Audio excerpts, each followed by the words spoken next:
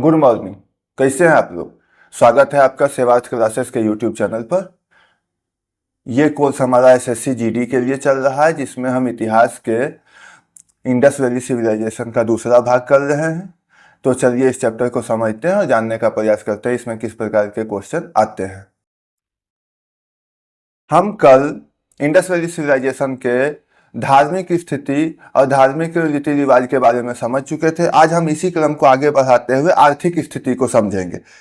तो सिंधु घाटी सभ्यता की आर्थिक स्थिति में मुख्य रूप से व्यापार केंद्र में था। यहाँ की आर्थिक गतिविधियों में व्यापार ही मुख्य था और व्यापारिक सभ्यता के नाम से हमें इसे जानते हैं। और व्यापार मुख्य रूप से दो भाग के थे, पहला आंतरिक भाग और दूसरा बाह्य भाग। बाह्य भाग में मेसोपोटामिया की सभ्यता और मिस्र की सभ्यता के साथ व्यापार किए जाते थे और आंतरिक भाग में इसी सभ्यता के अलग अलग क्षेत्रों से व्यापार होते थे।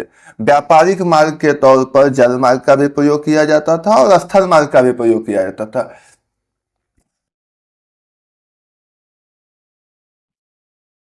जल मार्ग के प्रयोग के लिए बहुत सारे डॉकयार्ड पाए गए हैं, जिनका चर्चा हम आगे करेंगे। व्यापार मुख्य रूप से वस्तु विनिमय प्रणाली पर आधारित थी और कृषि बहुत कम मात्रा में प्रचलित थी। यहाँ के लोगों का मुख्य व्यवसाय व्यापार ही था, क्योंकि कृषि होने के लिए मुख्य रूप से हमें लोहे की आवश्यकता पड़ती है और यहाँ लोहे का कोई भी साक्ष्य नहीं मिला है। हम जानते हैं कि लोहे के साक्ष्य हमें महाजन काल से मिलना शुरू होते हैं। उसके बाद महाजन काल में क्रांति आती है और साम्राज्यों का उदय होता है। कालीबंगन से कुछ जुटे हुए खेतों के साक्ष्य मिल रहे हैं, जिससे पता चलता है कि कृषि होती थी, पर वो या तो आंशिक थी या मुख्य व्यवसाय के तौर पर कारगर नहीं थी। वहीं सिंधु घाटी सभ्यता में जितनी भी कृषि होती थी, उसमें कृषि में एक मुख्य उत्पाद कपास था, जिसे कि इंडस कहा जाता था। और बाद में जाकर इसी कपास इंडस के कारण भारत का नाम इंडिया पड़ा। यहाँ के लोग पशुपालन से खास परिचित नहीं थे। पशुपालन होता था पर खास परिचित नहीं थे, और खास करके गाय और घोड़े के साक्ष्य नहीं मिले हैं। तो अब किसके साक्ष्य मिले हैं? तो कुबर वाले बैल के साक्ष्य मिले हैं, बाघ के साक्ष्य मिले हैं और भी बहुत सारी चीजों के साक्ष्य मिले हैं, पर घोड़े एवं गाय के साक्ष्य प्राप्त नहीं हुए। उद्योग धंधों के साक्ष्य मिले हैं। बहुत जगह बहुत सारे उद्योग धंधों के प्रमाण मिले हैं, जैसे कि चहुंदरों में औद्योगिक क्षेत्र का प्रमाण मिला है।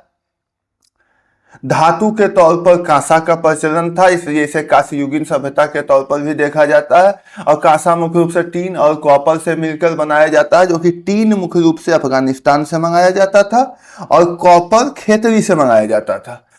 आप जानते हैं कि खेतरी राजस्थान में एक क्षेत्र है जो कॉपर के लिए आज भी फेमस है। मोहरें मुख्य रूप से शेर खरी पत्थरों से निर्मित थी और शेर खरी पत्थरें मुख्य रूप से आर्टिफिशियल पत्थरों के तौर पर देखा जाता है, जिन्हें कुछ कुछ चीजों को मिलाकर बनाया जाता था। अब हम जब अंतिम संस्कार पर आते हैं, तो यहाँ मुख्य रूप से अंतिम संस्कार में पूर्ण समाधिकरण, आंशिक समाधिकरण एवं दाह संस्कार का उल्लेख मिलता है। पूर्ण समाधिकरण में मृत्यु के बाद लोगों को पूर्ण रूपेण दफना दिए जाते थे, जिसमें आपको कहीं कहीं युगल समाधान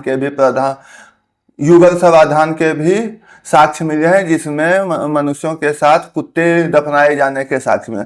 आंशिक समाधान के तौर पर कुछ भाग को जला दिया जाता था और बचे भागों को दफना दिया जाता था। और कुछ क्षेत्रों में दाह संस्कार भी प्रचलित थे, जहां मुख्य रूप से लोगों को जला करके उनका अंतिम संस्कार किया जाता था। अब समझते हैं सिंधु घाटी सभ्यता के पतन के कौन कौन से कारण थे। तो अलग अलग इतिहासकारों का इसके पतन में अलग अलग मत है। जैसे कुछ इतिहासकारों का मानना है कि इसका पतन बाढ़ के कारण आया, कुछ का मानना है कि नदियों ने रास्ता बदल दिया, जिससे कहीं पर तो पानी की अधिकता हो गई, कहीं जल की अधिकता हो गई, बाढ़ आ गई, कहीं कहीं सूखा पड़ गया, जिसके कारण ये सभ्यता अंत हो गई। और इसी से संबंधित है सूखा पड़ गया, क्योंकि जब नदियों ने अपना मार्ग बदला तो कहीं पर पूर्ण रूप से सूखा आ गया और कहीं पर बाढ़ आ गया, जिसके कारण ये सभ्यता अंत की ओर अग्रसर हो गई। वहीं कुछ इतिहासकारों का मानना है कि इस सभ्यता का अंत मुख्य रूप से भूकंप के कारण हुआ है, जिसके कुछ साक्ष्य हमें कालीबंगन से प्राप्त हुए हैं। और कुछ और ऐसे इतिहासकार भी हैं जिनका मानना है कि इन सभ्यता का अंत आर्यों के आक्रमण के फलस्वरूप हुआ है। मानना है कि जब आर्य भारत आए और ब्रह्म ऋषि प्रदेश का विस्तार कर रहे थे, तब जाकर के इनका पतन हो गया। और इसमें अलग अलग इतिहासकारों का अलग अलग मत है, इसलिए कांस्टेंट चीजें नहीं मानी जाती है, कि मुख्य रूप से माना जाता है कि बाढ़ और प्राकृतिक आपदा के कारण इस सभ्यता का अंत हुआ है। हम यहाँ तक में मुख्य रूप से सिंधु घाटी सभ्यता के हर क्षेत्र को थोड़ा थोड़ा समझ चुके हैं, और बाकी चीजें हम प्रीवियस ईयर क्वेश्चन के मार्फत से समझेंगे। अब इसके आगे आता है वैदिक सभ्यता, जिसका इंट्रो हम इस वीडियो में समझने का प्रयास करेंगे और बाकी चीजें कल देखेंगे। तो सिंधु घाटी सभ्यता के बाद उसी क्षेत्र के आसपास, जिसे हम ब्रह्म ऋषि प्रदेश, सप्त सिंधु प्रदेश आदि के नामों से जानते हैं, एक नई सभ्यता का विकास हुआ, जिसे हम वैदिक सभ्यता कहते हैं, या इसे हम बाद में जाकर के उत्तर वैदिक सभ्यता भी कहने लगे, क्योंकि वैदिक सभ्यता को दो भागों में बांटा गया, पूर्व वैदिक सभ्यता और ऋग वैदिक सभ्यता। वैदिक काल मुख्य रूप से 1600 ईस्वी से पूर्व से माना जाता है, 1600 ईस्वी पूर्व से माना जाता है। तो 1600 ईस्वी पूर्व से लेकर के 1000 ईस्वी पूर्व तक हम इसे ऋग वैदिक काल के नाम से जानते हैं। कहीं कहीं इसका निर्धारण 1500 बीसी से 1000 बीसी तक भी पूछा जाता है, तो वो आपके ऑप्शन पर डिपेंड करता है, उसमें आपको इतना पैनिक करने की जरूरत नहीं। अगर 1600 ईस्वी पूर्व से लेकर के 1000 ईस्वी पूर्व तक देता है तो वो भी आंसर सही है, और अगर 1500 बीसी से लेकर के 1000 बीसी तक देता है तो वो भी सही है। इस सभ्यता में मुख्य रूप से एक वेद का निर्माण हुआ है, जिसे ऋग्वेद कहते हैं। ऋग्वेद में कुल 1028 सूक्त हैं, जिन्हें ऋचाओं के नाम से भी जाना जाता है, और कुल मिलाकर 10,580 मंत्र हैं, जिनका उल्लेख ऋग्वेद में किया गया है। ऋग्वेद का दूसरा और सातवां मंडल सबसे प्राचीन है, दूसरा और सातवां मंडल सबसे प्राचीन है, जबकि पहले और 10वें मंडल को बाद में लिखा गया और इसे ऋग्वेद में ऐड किया गया। इस प्रकार हम देखते हैं कि ऋग्वेद का सबसे प्राचीन मंडल कौन सा है, तो दूसरा मंडल और सातवां मंडल, जबकि सबसे नवीन मंडल, सबसे नया मंडल कौन है, तो पहला मंडल और 10वां मंडल। इसमें कुछ मंडल हैं जिनके बारे में हमें थोड़ा सा जानने की जरूरत है, जैसे कि तीसरा मंडल विश्वामित्र नामक ऋषि ने लिखा है, और जिसमें सूर्य देवता सावित्री के लिए गायत्री मंत्र का निर्माण किया गया है। चौथे मंत्र को ऋषि वामदेव ने लिखा है, जिसमें हमें कृषि की जानकारी मिलती है, और आप जानते हैं कि वैदिक सभ्यता का मुख्य व्यवसाय या मुख्य आजीविका कृषि ही थी। पांचवें मंडल में पांचवा मंडल अत्रि से संबंधित है, जबकि सातवें मंडल में 10 राजाओं का युद्ध यानी 10 राग युद्ध का वर्णन मिलता है, जिसमें राजा सुदास की विजय हुई थी। 8वें मंडल को गोत्र मंडल के नाम से जाना जाता है। 9वें मंडल को हम सोम मंडल के नाम से जानते हैं, और ये पूरा मंडल सोम रस से संबंधित जानकारी हमें इस मंडल में मिलती है। ऋग्वैदिक काल में नदियों की अहम भूमिका है, जिन्हें हम प्राचीन में कुछ और नाम से जानते थे, और आधुनिक तौर पर उनका नाम चेंज हो गया है, जिन्हें हम किसी और नाम से जानते हैं। तो यहाँ कुछ नदियों का वर्णन दिया गया है, जिसे हम समझते हैं। प्राचीन काल में जिसे हम गोमती जानते थे, आज वही गोमल के नाम से जानी जाती है।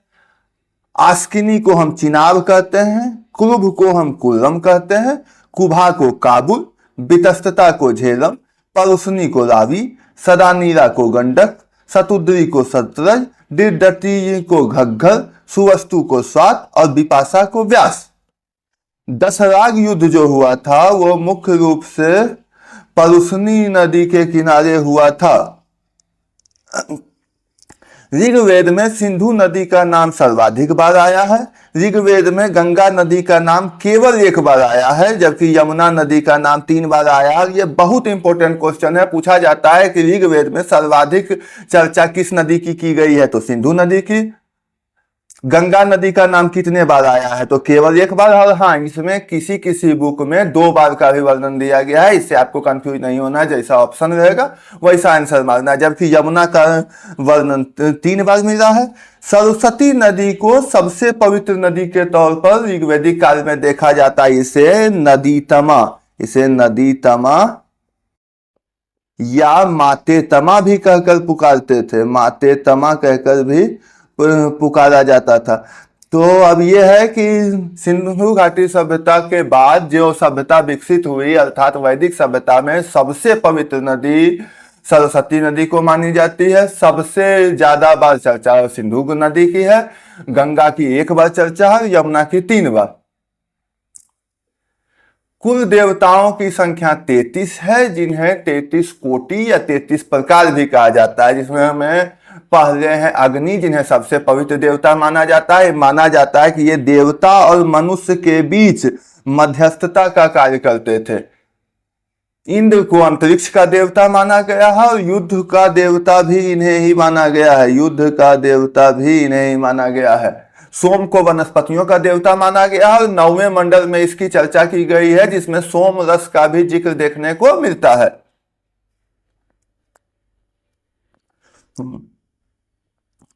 सोमदेव की चर्चा ऋग्वेद के 9वें मंडल में मिलता है, जिसमें सोम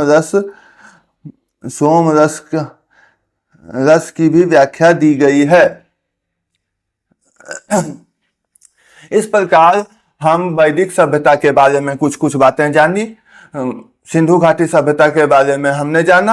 अब हम अगले अध्याय में फिर से ऋग्वैदिक सभ्यता और उत्तर वैदिक सभ्यता के बारे में डिटेल से जानेंगे। और जब एक बार एंशिएंट हिस्ट्री खत्म हो जाएगा तो हम धीरे धीरे इससे संबंधित सारे PYQ देखेंगे, और PYQ के सॉल्यूशन में आपके और भी जितने कॉन्सेप्ट क्लियर होते रहेंगे हम करते रहेंगे। तो SSC GD के कोर्स को फॉलो करने के लिए सेवाज क्लासेस को सब्सक्राइब करें। मैं हूं सौरभ सिन्हा और आप मैथ और रीजनिंग के लिए सन्नी सर के क्लास को देखते रहें।